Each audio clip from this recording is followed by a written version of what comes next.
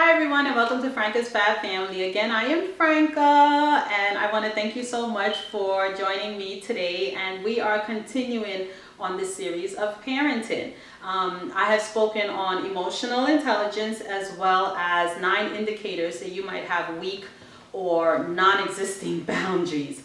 Boundaries again are barriers that you create for yourself to sustain your emotional health. Many of us, we learn these skills in the corporate world, but we have not learned them as it relates to our interaction with family members, definitely parent to child, with loved ones and things like that. And when I was doing this series in terms of early developmental childhood things and things that parents just should watch out for and look out for, I've had to really take stock of my emotional state and really realize that a lot of parents have not dealt with their emotional lives, and primarily because of their own trauma that they experienced in childhood. So what happened is that we became adults.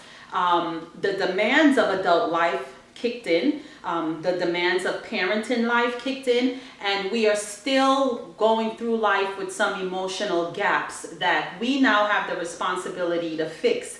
And I want to tell everybody that it is just that. It is our responsibility as an adult to fix ourselves. So we have heard the saying, physician, heal yourself. So what happens is that you as an adult, if you don't take time to heal yourself from a lot of the traumas and suffering that you're experiencing emotionally, not only are you going to transfer this suffering to your children, you're also going to train them in it, and it will become worse. And I think that's what's happening with us as a people now. And I just, I'm really a firm believer of we need to fix problems and issues in our lives and not just look at it as a problem.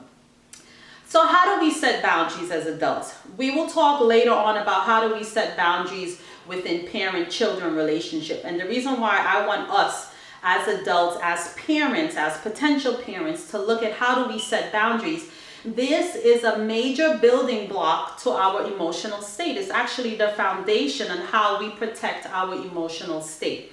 So what is a boundary? A boundary is something that you say within yourself, I am not going to allow another person to do this to me.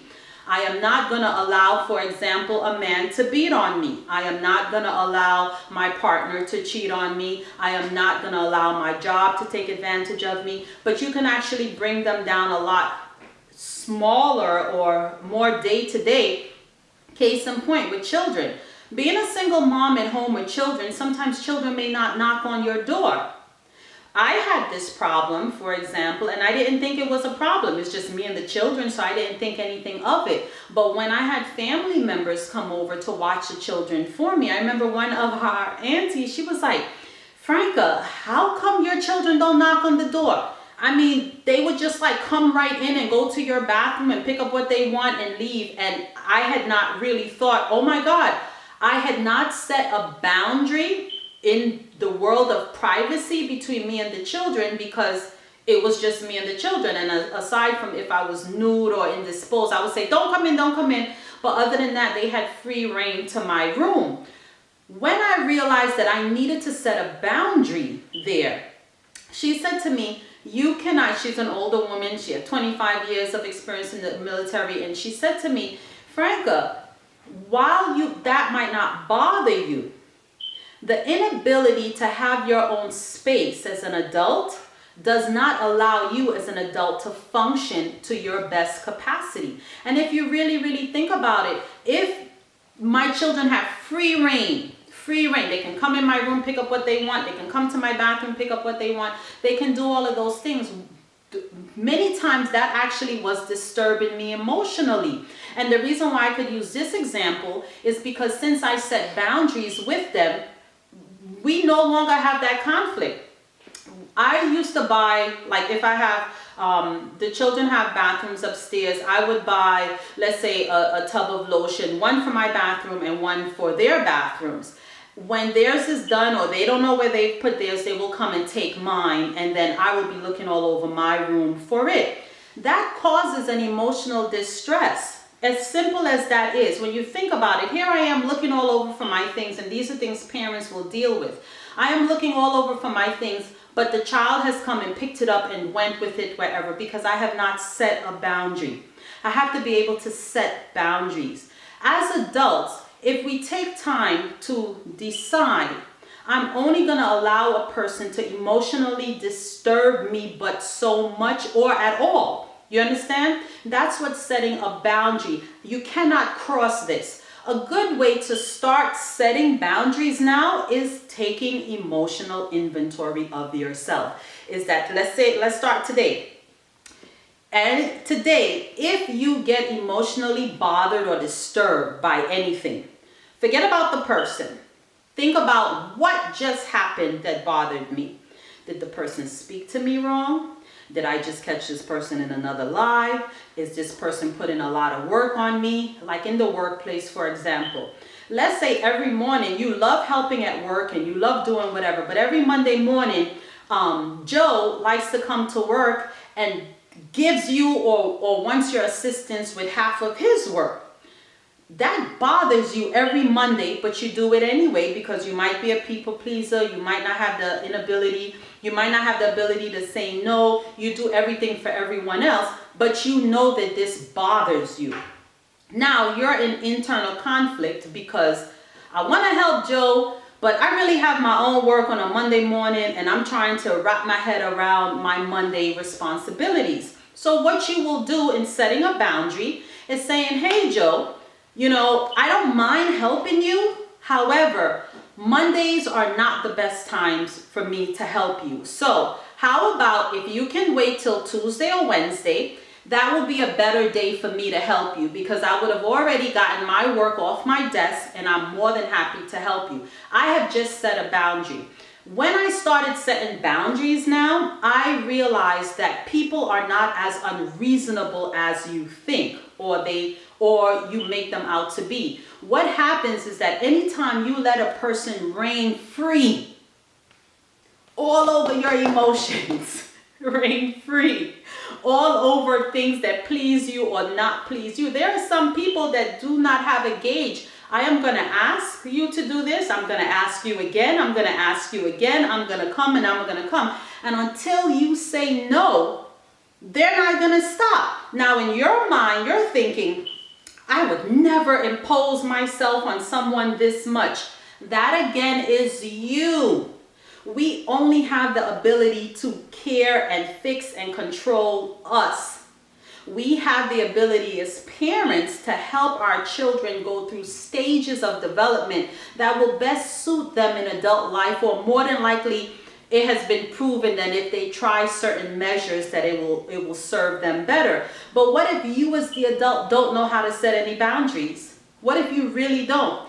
I know this one person where they had an adult daughter living at home. Didn't cook, didn't clean, didn't pay any bills. Both parents were very, very frustrated all the time, but it's because they have not set boundaries for this now 25, 26-year-old daughter living in their house. You cannot have children living in your space and you're treating the 5-year-old the same as you're treating an 18-year-old, because the expectation in terms of transition and development has changed. So if you, the parent, don't set boundaries or know how to set boundaries, you will be emotionally disturbed. And if boundaries are the foundation, if you ever built a house, you know that you need a solid foundation. What boundaries do, it allows you to safeguard, to protect, to maintain your emotional happiness. For a very long time, I realized that after my divorce, I was happy again. I was really, really happy. I was pleased with myself. I was happy with the decisions that I was making. And then as you start to get to mingle around people, someone comes into your life and really ruffles you emotionally. But because I'm a self-reflector, I realized that I had not set new boundaries. So when I start to see old habits and old things starting to repeat itself, and my reaction now is total rejection. It's like, no way, I'm no longer repeating this. The only reason why this person was able to come and cross one boundary, two boundaries, three boundaries, four boundaries, is because I had no boundaries. I knew what I didn't like. I knew what I didn't want to accept. But as the person continues to get closer and closer and closer to things that I didn't like, I did not have that shut-off valve that say, no, I have all right not to accept this. I have all right not to allow you to emotionally bother me.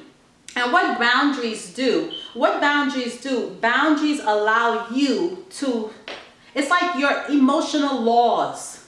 You know how we have laws outside? You can't speed, you can't drive drunk, you can't, rob somebody, you can't break into somebody's house, you can't run the red light.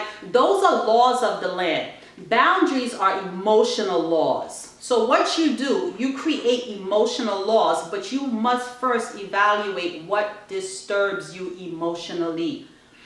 Take some time and look at what disturbs you within your home, what disturbs you with your children, what disturbs you with your mate, what disturbs you with your friends. No one is setting out to be negative. It's not about being negative. It's about you taking stock of what things happen in my life over time that I just really don't like. I just don't like it, and I don't have to deal with it when it's an external person doing this to me. Some people, they don't like to be disturbed first thing in the morning. So if you have a mate that wants to have like a serious conversation or whatever, and you don't like having that conversation in the morning because you're trying to mentally prepare for your day and your expectation of the day, setting a boundary is by telling this person, listen, and earlier on, after one or two times of a person emotionally disturbing you, you have to be able to communicate that with a person. Some people just shut down, but nothing changes. It actually just gets worse. So you sit that person down and you say, listen, earlier on as possible. If you haven't done it, do it now. You say, listen, can we please not have these type of conversations in the morning? Because I'm trying to get out of the house. I have traffic to deal with. I have schoolwork, whatever my day instill, I have a report to do. I have a meeting. Can we not do this on that time? But then let's say the other person said, but I wanted to talk to you last night and you didn't want to talk to me last night. So I'm waiting all this time to have this conversation because I'm emotionally bothered, right? I don't like having these conversations at night because I don't like to go to sleep with a negative mood or a negative energy. So you and the person come up with a compromise to fill the need of both persons. The person who's having the emotional disturbance, you don't get the right to tell the person, well, we're not going to talk about that. I know you're bothered, but we're not going to talk about that. That person's boundary should say, no, what you did the other day really bothered me and I don't like it. So I don't want you to repeat that. However, I'm going to respect that you don't want to talk first thing in the morning. You don't want to talk late at night. Can we make a schedule? Can we decide at lunchtime, after work, when are we going to have this conversation? Because a lot of people in the receiver's part who's emotionally bothered, the other person know, if I leave her there for 3 days, she'll get over it. She won't be bothered until the next time this thing comes up, because it will come up. Both parties don't have boundaries. So both persons are bothered and it creates constant issues. Boundaries are your emotional gateway. Boundaries are your way of saying, these are the laws that I am governed by, and these are the things that I want to be able to control myself emotionally. I want to mature emotionally, but I want to be honest with myself. I don't like when you do this to me. I don't like if I want to talk to you and you will leave me there for 2-3 days and you don't want to have a conversation with me until I just give up the attempt of talking with you. Those things create interpersonal issues, and they definitely create issues with children. Parent and child, if a child don't feel the need or don't feel the privilege to express their hurts, express their dislikes to their parents, and then you talk it out or you come to some type of resolution, many times children's emotional needs just go unmet, which result in adult trauma. Because here I have had this person always talking over me. I'm trying to tell my mom I don't like this and she's just talking over me. She never hears me out. in your adult life, you might tend to look down on people that talk over you or shun people that talk over you. And instead of just taking a position of a boundary, when we are speaking, I allow you to speak and I expect you to allow me to speak. That's a boundary. The next time a person talks over you and you remind them, I have allowed you to speak, I want you to allow me to speak, and they don't allow you to speak. That's where you start to determine, do I need this person in my life or not? Because it's a violation of my emotional state. I need to be able to express myself to you because my feelings matter. Boundaries are your gatekeepers to your emotional state. And as an adult and as a parent, you must put a lock, put a guard. I used to wear my feelings on my shoulders. Very honest, very outgoing, whatever, but I wore my feelings like open. What happens when you come across people that have no empathy? They will stomp all over your emotions and feelings for their own gain. What happens? That's when other issues start to come up into play. So I'm telling you, parents out there, you adults out there, let's start setting boundaries in life. We need them. They are the gatekeepers to our emotional state. We are the only one that's responsible for our emotional state when we become an adult. So if you were not emotionally fed enough, if you were not developed enough as a child, you're going through a lot of trauma that you experienced as a child. And I try to tell adults, trauma is the memory of that negative experience in childhood. So let's create boundaries in all forms of our relationships, in our friendships. A friend can only do this to me and then I'm going to back off of them. A mate can only do this to me and then I'm going to back off of them. And a parent to child, that's the only way. As a parent, if you set boundaries with your children and other people, you then start to teach your children how to set boundaries with their friends and in life, because we need them. If I don't communicate to you, I don't want you to do this to me anymore, because every time you do this to me, it bothers me. We feel it and we know it. So setting boundaries is key. Let us work for this year on emotional intelligence, identifying if we have weak or no boundaries within ourselves, and definitely taking time to set boundaries, because we must take the responsibility for our own emotional state. So again, I am Franka Potter, and I want to thank you so much for taking this time to sit around and listen, and hopefully you're engaged, and some of the things that I've shared with you, you will take it, with you. It's worth the try. Our emotional state is our own responsibility as adults. And if you include children on top of that, either we're behind or we're rocking, or we need to learn a few things in order to really make the next generation shine. Have a wonderful day, everyone. See you next time.